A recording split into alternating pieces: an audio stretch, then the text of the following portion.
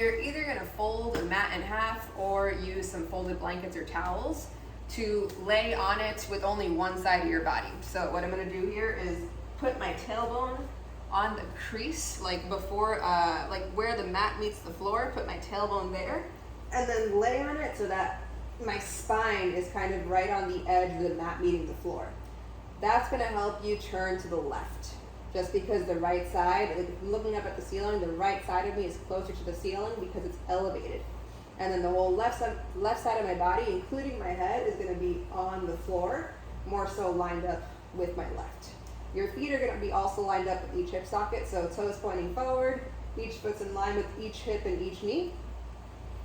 And it's a passive way for you to bring your left side of your body relatively behind your right, which is more forward because it's elevated toward the ceiling.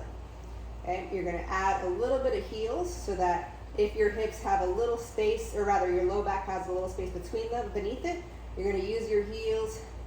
Get a little bit of hip extension by pressing down with your heels. You're going to feel those hamstrings turn on. Make sure your left is mainly the one doing it, not too much the right.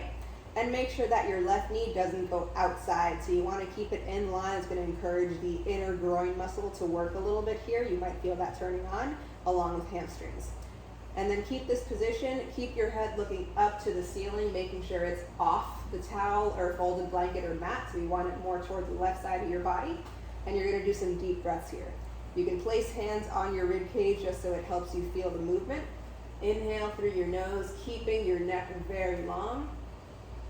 And then blow out. And feel the rib cage deflating inside your shirt.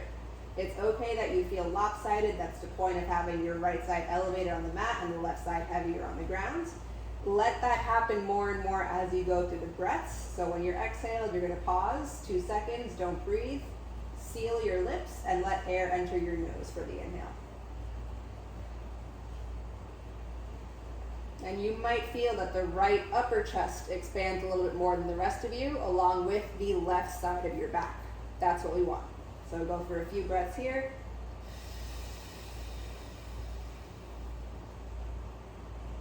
Ground your left heel more and more as you go. Make sure that you're feeling a little bit of that left hamstring, left groin muscle. You might also feel some left oblique turning on at the end of your exhale because ribs are moving down and back, and then muscles respond to bone moving. So that's why the pause is important before you inhale.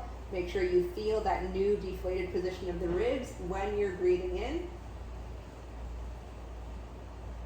And that's what's going to allow you to feel that the opposite side gets to expand more because those obliques do their job in holding down this new position.